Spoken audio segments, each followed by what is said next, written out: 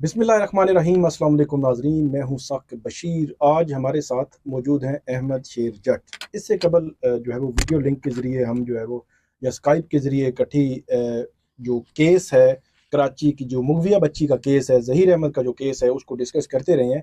और आज लाहौर में हम जट साहब के साथ इकट्ठे हैं और जो ज़हीर अहमद केस है इसके मुख्तलिफ एस्पेक्ट्स से मुतल्लिक बात करेंगे। और ख़ास तौर पर इस केस में जो कल का दिन बड़ा अहम है, उसमें क्या हो सकता है, मुतवक्को तौर पर क्या हो सकता है।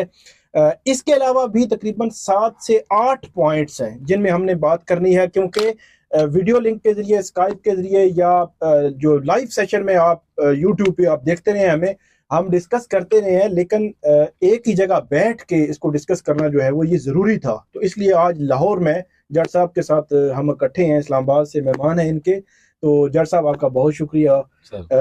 शुरू करते हैं ज़हीर अहमद केस को। सबसे पहले जो लोगों का सवाल है, कल का दिन बड़ा अहम है और जो डॉक्टर ज़हीर है उसकी ज़मानत जो है ना वो बिल्कुल अटकी हुई है, लटकी हुई है। आप ज़मानत या तो कल अगर आर्गूमेंट्स हो गए, पहली बात तो ये है कि ये दुआ करें बारिश बारिश तो होनी चाहिए, लेकिन अब बारिशें क्योंकि ज़्यादा हो गई हैं, दुआ करें कि कम हो बारिशें। लेकिन अगर बारिश कल ना हुई, कल प्रोसीडिंग्स का कोई इशू ना हुआ और आर्गूमेंट्स हो गए, तो फिर आपको क्या लगता है कि इसकी जमानत या तो कंफर्म होनी है या खारिज होनी है। और मेरी ओपिनियन इसमें ओपिनियन मैं दे देता हूँ कि डे वन से यही है कि ज्यादा इम्कान यही है कि ये जमानत खारिज होनी है और गिरफ्तारी होनी है।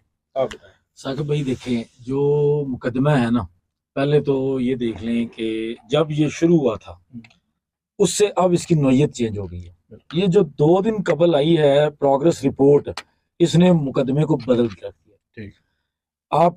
आपने इससे कबल प्रोग्रेस रिपोर्ट के अंदर देखा था कि 364 ए को रिमूव की बातें आ रही थी। बिल्कुल। उसके अलावा सिर्फ वो ह्यूमन ट्रैफिकिंग का लॉ था या सिंध चाइल्ड मैरिज एक्ट था, कोई और दफात शामिल नहीं थी। लेकिन अगर आप परसों वाली प्रोग्रेस रिपोर्ट देखें तो इसके अंदर बाज़ाब्ता तौर पर 375 का इतलाक कर दिया गया।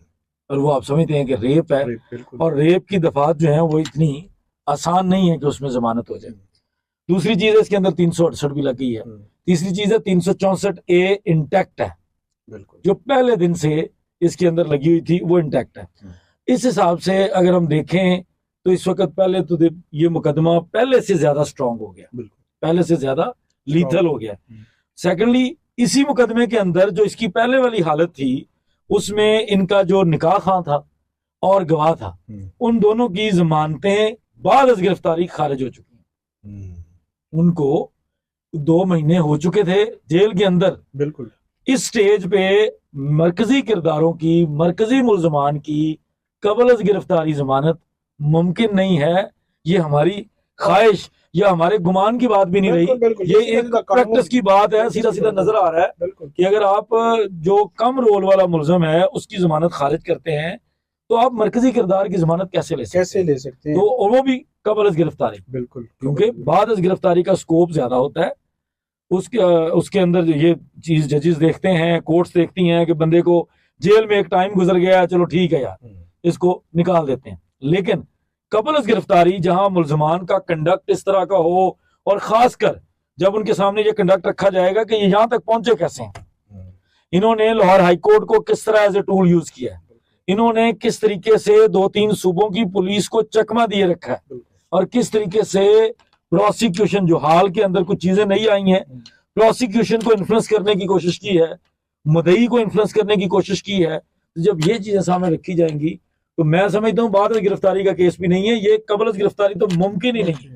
तो वो 100% अगर बहस होती है, अगर कोई मौसम का मसला, वकील साहब की कोई फौतगी का मसला कोई नहीं होता, तो ये 100% जमानत खारिज है। उसमें भी मुझे याद है कि सी चलान आ गया था, पुलिस ने कहा इनको छोड़ दें, बस मामला रफा दफा हो गया। उसके बावजूद उसके बाद मेडिकल की जब रिपोर्ट आई, मतलब इसी दौरान मेडिकल रिपोर्ट आ गई इनकी, जब बेल पे जब आर्गूमेंट्स होने थे, तो वो जो बोर्ड की रिपोर्ट थी, उस बोर्ड की रिपोर्ट ने बुनियादी तौर पर पूरा केस का जब रुख बदला।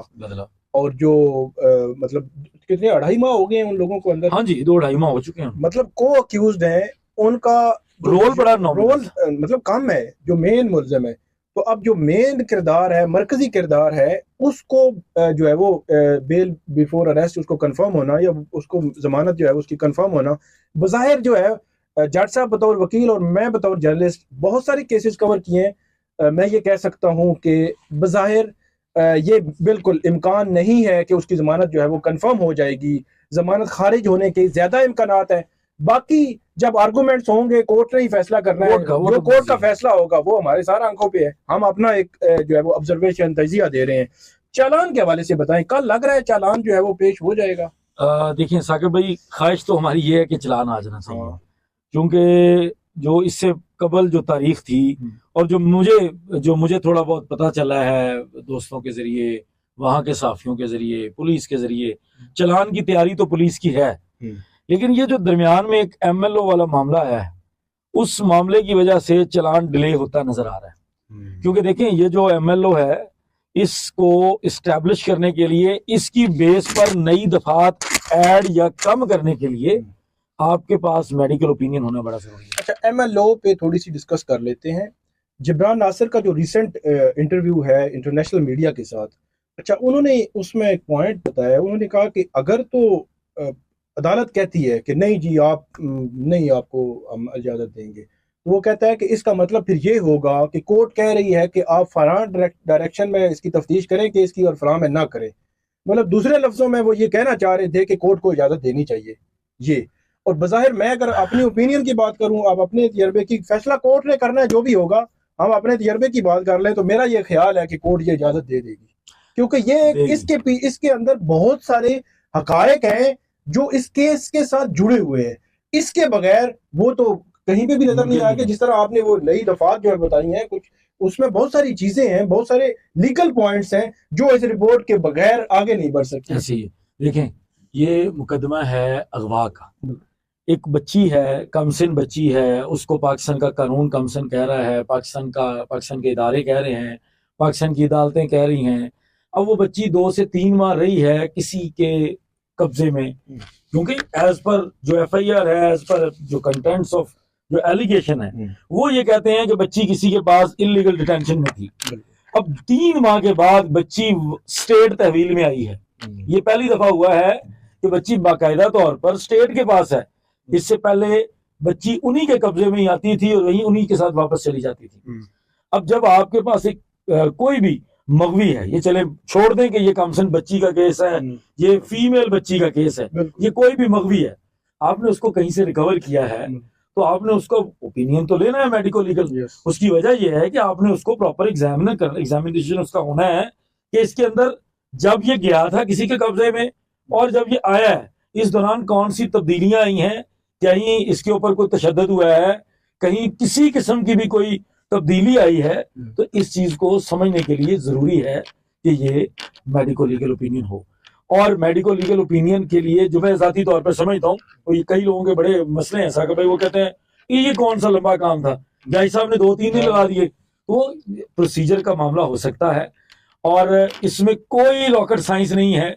ये कोर्ट को भी पता है कि कोई रॉकेट साइंस नहीं है, एक ओपिनियन आनी है और ओपिनियन आने में हर्ज कोई नहीं है, किसी के साथ ज्यादती कोई नहीं है, वो आएगी और उसके बेस पे फैसला हो जाएगा। लेकिन अब इसका डायरेक्टली असर चालान के ऊपर जरूर पड़ेगा, क्योंकि देखें अदालतें ये नहीं कहती या पुलिस भी ये नहीं समझती कि चलिए जी आज एक चालान दे देता हूँ सर, वो फिर आज मेडिकल के लिए भी लेके जा रहे हैं, अगली दफा फिर एक इंटरम चालान ले आऊंगा। इतने चालान नहीं आते। फिर इसकी वजह से मैं जो पहले कह रहा हूँ ना कि चालान के डिले होने के चांसेस हैं। अच्छा, इसमें एक बड़ा पॉइंट, इंपॉर्टेंट पॉइंट है, लोग भी देख रहे हैं, जहरी सी बात है। नूर मुकदम केस हमने कवर किया, तो नूर मुकदम केस का जो ट्रायल था वो इस्लामाबाद जुडिशरी की हिस्ट्री में सबसे तेज तरीन ट्रायल था। लेकिन लोगों की ये पोजीशन थी कि हर दिन वो कहते थे कि आज ये फैसला होना चाहिए, फिर दूसरे दिन, फिर तीसरे दिन, होता होता 4 मंथ में वो ट्रायल मुकम्मल हुआ। तो मैं समझता हूँ बहुत जल्दी हुआ है। फिर बिल्कुल बिल्कुल, क्योंकि हमारे सिस्टम के अंदर 4 महीने में ट्रायल होना बहुत बड़ी कामयाबी है, बिल्कुल अनप्रेसिडेंटेड। ट्रायल के हवाले से बात करना जरूरी है कि इस्लामाबाद में नूर मुकदम केस का ट्रायल हमने कवर किया, तो वहां पे वो जो ट्रायल था इस्लामाबाद की जो जुडिशरी है उसकी हिस्ट्री में, मतलब बड़े बड़े वकील थे उसमें, बड़े बड़े सीनियर फौजदारी के वकील, वो कहते हैं यार 4 मंथ में, मतलब एक अनप्रेसिडेंटेड है कि 4 मंथ में उसका ट्रायल मुकम्मल हुआ। लेकिन लोगों का फिर भी जो है वो गिला था, जो बैरून मुल्क पाकिस्तानी है, अंदरून मुल्क पाकिस्तानी है, कि ये कैसा सिस्टम है जी, एक बंदे ने मर्डर किया, सीधा सीधा मर्डर है, आप उसको लटकाएं। इस तरह होता नहीं है। मतलब हमारे जो सुनने वाले हैं वो ये समझ लें बात, पूरा कानूनी प्रोसेस होना है। इस केस में कल चालान की तारीख है, हो सकता है कल पुलिस आके कहे, जज क्या कहेगा, पुलिस आके कहेगी जी थोड़ा टाइम दे हमें, तो जज साहब का टाइम देना ही पड़ा है, हफ्ता एक टाइम फिर पड़ जाना है। पहली बात तो ये हो सकता है कल हो जाए, अगर ना भी हुआ तो हफ्ता फिर हो जाएगा। तो जब चालान आ जाएगा, अब जब चालान आ जाए, मंजूर हो जाए, और उसके बाद जाके ट्रायल शुरू होगा। तो ट्रायल जो शुरू होता है इसका पूरा एक प्रोसेस है, वो स्टेप बाय स्टेप आप देखते जाएंगे, समझते जाएंगे कि एक बड़ा लेंथी प्रोसेस है। उस प्रोसेस के बगैर, उस प्रोसेस में एक भी अगर लिंक जो है वो छोड़ देना कोर्ट, जो ट्रायल कोर्ट होती है, तो हाई कोर्ट में वो फैसला सस्टेन ही नहीं कर सकता। तो इसलिए आप जो है वो सुनने वाले, समझने वाले, पाकिस्तान का जुडिशियल सिस्टम भी समझे जाए। ये अलमिया है हमारा कि सीधा सीधा केस होता है, इसमें टाइम लग जाता है, लेकिन हम इस सिस्टम से बाहर नहीं जा सकते। अगले सवाल पे आते हैं जज साहब कि जो जबरान नासिर साहब ने एक केस में, एक इंटरव्यू में कहा है कि दारुल अमान में जो बच्ची है, उसके लिए हमने कहा जज साहब को कि उनके लिए जो रोजमर्रा की अशिया हैं, कपड़े, इस किस्म की चीजें हैं, वो हमें पहुंचाने की इजाजत दी जाए, क्योंकि उसके वालिदैन कराची में है, कराची में सारे वो देख रहे हैं। तो लेकिन यह है कि इजाजत नहीं दी जज साहब ने। इस पे थोड़ा सा बात करें। फिर दारुल अमान का उन्होंने जिक्र किया कि दारुल अमान तो जो मर्जी आप कर लें, वो एक लावारिस लोगों की जगह है। तो ये बड़ा अफसोस का इजहार भी कर रहे थे। तो इस पे जो उन्होंने कहा कोर्ट को, और कोर्ट ने फिर नहीं उसको माना जा रही बात है, कोर्ट ने तो पाबंदी लगाई। देखिए साकिब भाई, केस की नोयत समझे, चूंकि इस केस के अंदर ये कंटेस्टेड किस्म का केस है अगवा का। ये नहीं है कि दूसरी पार्टी जो है ना वो इसको रेजिस्ट नहीं कर रही, वो लोग अपनी तरफ से पूरा जोर लगा रहे हैं कि ये बच्ची हम इनको नहीं देंगे, और अभी तक जोर लगा रहे हैं। हालांकि एक सूबे से दूसरे सूबे में मुल्जमान जाकर केस लड़ रहे हैं और वो अपना पूरा जोर लगा रहे हैं। जब इस तरह के मामला होते हैं तो अदालतों को इस तरह के फैसला जात पास करना पड़ते हैं। जो अदालत ने बच्ची को स्टेट कस्टडी में, चाइल्ड सेंटर में, या जहां भी जो भेजा है शेल्टर होम में, वहां भेजते हुए जो अदालत ने साथ फैसला जारी किया था, वो दोनों पार्टीज के लिए था। क्योंकि इस वक्त बच्ची का स्टेटस अनफॉर्चुनेटली वो एक कमसन बच्ची है, लेकिन वो एक डिस्प्यूटेड चीज बन गई है। उसका फैसला होना है कि ये किसकी है। बिल्कुल इस तरह के हालात बन गए हैं अनफॉर्चुनेटली। तो इसलिए अब जब तक वो फैसला नहीं होता, तब तक अदालत किसी एक फरीक को भी इस तरह का रिलीफ नहीं दे सकती, क्योंकि वो मुकदमे को इन्फ्लुएंस करने वाली बात हो सकती है। जज्बात लोगों के हो सकते हैं, 100% हो सकते हैं, आप लोगों के जज्बात हो सकते हैं, ये होना चाहिए। लेकिन जो कानून की रिक्वायरमेंट है, जो सारी जंग, कानूनी जंग चल रही है, इसके अंदर कुछ फॉर्मेलिटीज भी हैं जो पूरी करनी पड़ेंगी। यकीनन मैं ये इसलिए कह रहा हूं कि आप लोगों के बड़े जज्बात होते हैं कि आप वालिदैन के बारे में ये क्यों कह रहे हैं। वालिदैन को तो ये हक मिलना चाहिए, हम भी इस हक में हैं।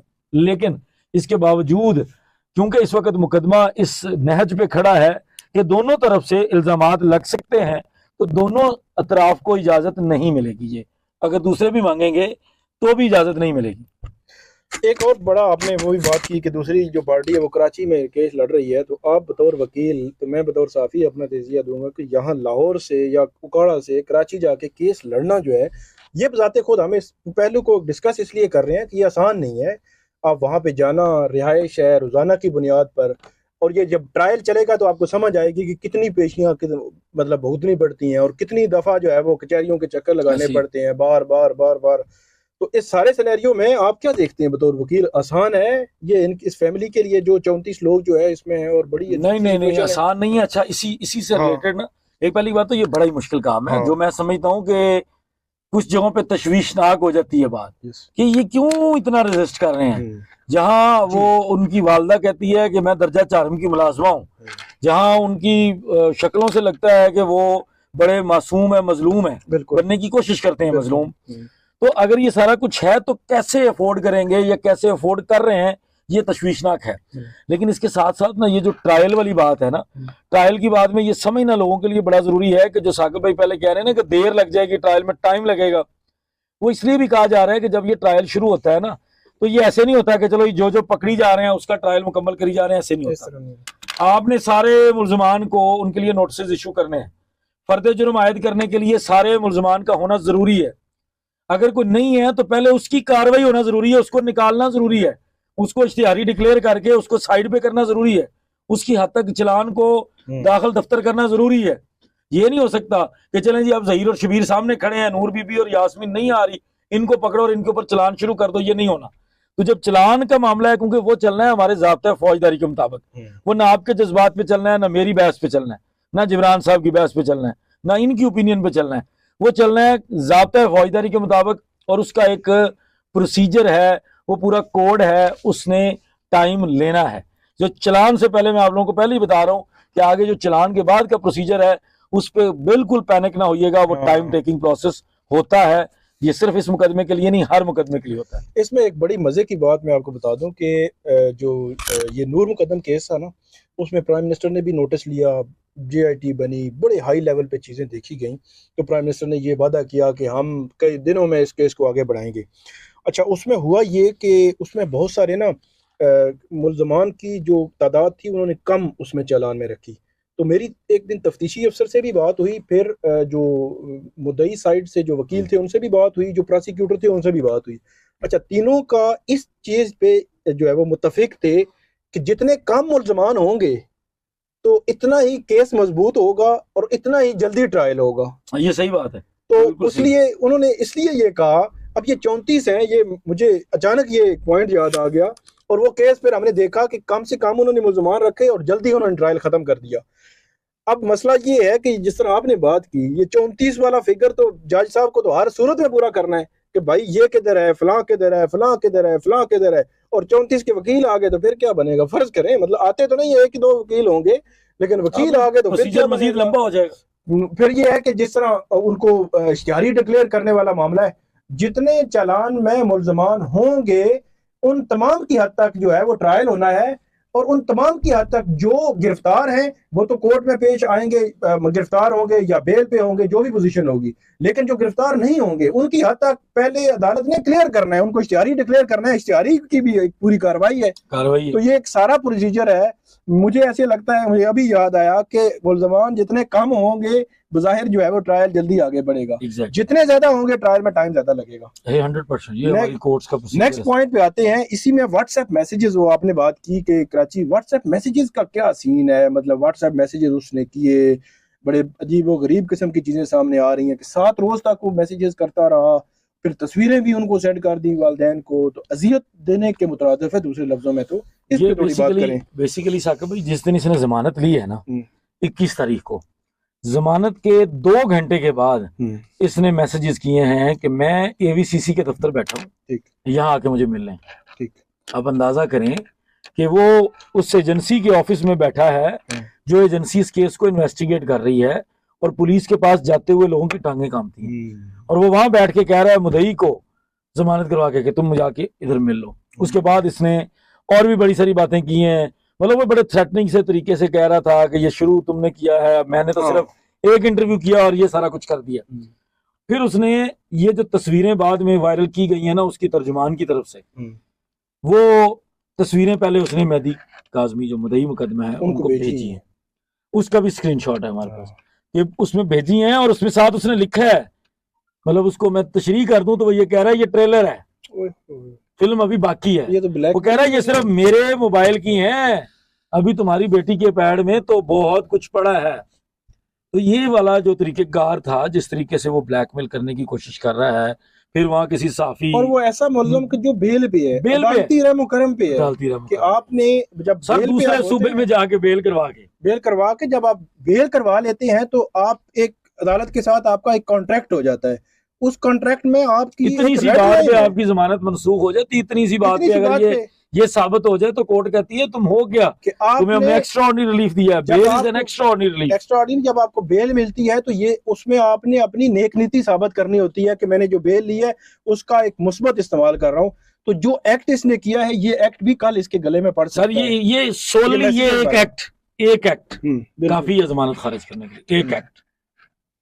एक और बात करेंगे कि निकाह मनसूखी के हवाले से भी, कि जो झूठा जो निकाह किया गया उसके हवाले से भी सूट फाइल किया गया। जिब्रान नासिर साहब ने कहा है 5 सितंबर को उन्होंने कहा है उस पर हेयरिंग है, तो वो कोर्ट ने डेफिनेटली इसीलिए रखा होगा, कोर्ट्स को भी पता है कि चले एक ट्रायल चल रहा है, चीजें आगे बढ़ रही हैं, तो उसको हो सकता है तब तक वैसे फैसला मुतवक्को तो नहीं है, लेकिन लंबी डेट डाल दी कि चले देख लेंगे कुछ चीजें जो है वो मेच्योर हो जाए। वो साकिब भाई वो क्योंकि सिविल दावा है, हाँ, जस्टिफिकेशन मैरिज तकसीब निकाह का आपको हाँ। पता है, वो एक प्रोसीजर ही ये है। बहुत सारे लोग कह रहे थे कि निकाह के लिए क्या किया गया है, तो इनको हम सब लोगों को बता रहे थे कि मुनासिब वक्त आएगा तो निकाह को खारिज कराने के लिए इसकी अलग लिटिगेशन है। ये इस ट्रायल कोर्ट ने साबित नहीं करना, ये हाई कोर्ट की कोई जरूरत नहीं है कि हाई कोर्ट किसी के निकाह को वॉइड कर दे। ये किसी और अदालत का काम नहीं है, ये सिविल कोर्ट का काम है, फैमिली कोर्ट का काम है। वहां पे तकजीब निकाह का दावा दायर होता है जिसके अंदर ये कहा जाता है कि ये निकाह गलत है, और अगर ये साबित हो जाए तो उस निकाह को उड़ा दिया जाता है, खत्म कर दिया जाता है। तो उसका प्रोसीजर ये है कि दावा दायर करते हैं। अब चूंकि अगस्त का महीना हमारी लोअर जुडिशरी की छुट्टियां होती हैं, और वो लोअर जुडिशरी की छुट्टियां होने की वजह से वो 100% सितंबर में जाने जाना था। अब चूंकि वो सिविल मामला है, वो अर्जेंट नोयत का नहीं है, उसमें अर्जेंसी नहीं है, तो इसलिए उसमें सितंबर की डेट गई है। ये बिल्कुल उसी तरह ही है जैसे इन्होंने लाहौर के अंदर मुल्जमान की तरफ से जो एक दावा, खोखला दावा और तारीखी दावा दायर किया गया है बच्ची की तरफ से, कमसिन बच्ची की तरफ से कि मेरा निकाह तस्लीम करो, तो इसलिए ये इस तरह के दावों में इतनी लंबी तारीख हो जाती है, तो इसमें कोई इतना इशू वाली बात नहीं है। आखिरी बात हमारी इस पे, कंटेम्प्ट ऑफ कोर्ट भी दायर हुई, तरह तरह की कहानियां अभी भी जो है वो फैलाई जा रही हैं। जिस तरह पहले थी कि ये भी नहीं होगा, वो हो जाता है, फिर आप कहते हैं ये नहीं होगा, मतलब दुआ जो है वो कराची, पंजाब से कराची नहीं जाएगी, और उसके बाद बच्ची जो है ये नहीं, मतलब बहुत सारी चीज़ें जो है वो फैलाई जाती हैं। उससे मुतालिक जो एक बिहेवियर है, जो लोग इस किस्म की बातें कर रहे हैं, उससे मुतालिक आपका क्या कहना है? देखें, जो कंटेम्प्ट ऑफ कोर्ट है ना, उसमें लोगों के जज्बात तो बहुत पहले ही मजरू हो गए हैं, और वालदैन के जज्बात भी बहुत पहले मजरू हो गए हैं। अब असल में ना स्टोरी के अंदर ना थोड़ा सा मैं समझता हूँ बड़ा ये लोग अगले स्टेप पे चले गए थे। ये जो कुछ लोग हैं ना सोशल मीडिया पर बैठकर जो बदतमीजियां कर रहे थे, वो थोड़ा सा आगे चले गए थे, जो गलत था, जिसके लिए तौहीन अदालत जरूरी थी। पहले वो सिर्फ लोगों को मलाइन करते थे, वो लोगों के ऊपर इल्जाम तलाशियां करते थे, झूठे बहतान लगाते थे। अब वो चले गए अदालतों के ऊपर। बिल्कुल। तो इसलिए बड़ा जरूरी था, क्योंकि अगर हम इसके अंदर मैं समझता हूँ तौहीन अदालत दायर ना होती तो ये लोगों का एतमाद उठ जाना था कि कोई बंदा उठेगा हाई कोर्ट के फैसलों पे, ट्रायल कोर्ट के फैसलों पे, वो एक यूट्यूब चैनल के ऊपर बैठ के क्या देगा, मैं नहीं मानता इसकी ऐसी की तैसी, ये जज गलत है, तो फिर ये काम शुरू हो जाना था। तो वो इसलिए हुआ है, और उसके अंदर मुझे उम्मीद है कि जो हमने तौहीन अदालत के प्रोसीजर देखे हैं और जो आपने देखे हैं, तो बड़े बड़े भी जो है ना वो एक मिनट में खड़े खड़े उनकी हवा निकल जाती है। वजीर आजम हो, सदर हो, ब्यूरोक्रेट हो, कुछ भी हो। सिंपल सी बात है, अगर मेरे ख्याल में जिनको नोटिस हुए हैं ना, तो हाई कोर्ट के उनके रोस्ट्रम पे ही उन्होंने बुला के इनके पूछ लिया ना, तो उधर ही सर फौरन ये माफीनामे लेके जाएंगे जी। जब ये पेश होंगे ये माफीनामे लेकर जाएंगे जी। कोर्ट तो टू द पॉइंट जज पूछेगा कि ये आपने कहा है, क्यों कहा है, आपको पता नहीं है, ये जो है वो कंटेम्प्ट ऑफ कोर्ट है। वहां पे फिर ये नहीं है कि आप यूट्यूब पे बैठे हुए हैं, जो मर्जी है बोल रहे हैं, लोग सुन रहे हैं, इस तरह नहीं होता। आपको कानून के मुताबिक उसको दिफा करना है। कानून नहीं दिफा करेंगे तो definitely court contempt of court होगी। बहरहाल देखते हैं उस केस में क्या होता है मामले में। तो बहुत शुक्रिया, आज हमने बहुत सारे एस्पेक्ट्स थे वो ज़रूरी था कवर करना, और ख़ास तौर पर इकट्ठे बैठ के कवर करना ये ज़रूरी था। आइंदा भी जो अपडेट होगी या कल के हवाले से जो अपडेट होगी इस केस में फर्दर, उससे मुतालिक भी हम आगाह करते कल हमें बल्कि फराज अपडेट करेंगे। अहमद फराज जिनके साथ हम इकट्ठे जी वो कराची पहुंच चुके हैं, ठीक है, वो हमें कल वहां से इंशाल्लाह लाइव हर चीज़ बताएंगे। तो कल जो है वो इस हवाले से जितनी भी चीज़ें डेवलपमेंट्स जैसे जैसे होती जाएंगी वो हम आपके साथ शेयर करते जाएंगे। तो नाज़रीन आपका बहुत शुक्रिया, आप हमें फीडबैक ज़रूर दीजिएगा ताकि चीज़ें बेहतर से बेहतर की तरफ जो है जाएं जी। बहुत शुक्रिया जी, सबका बहुत शुक्रिया। अस्सलाम वालेकुम।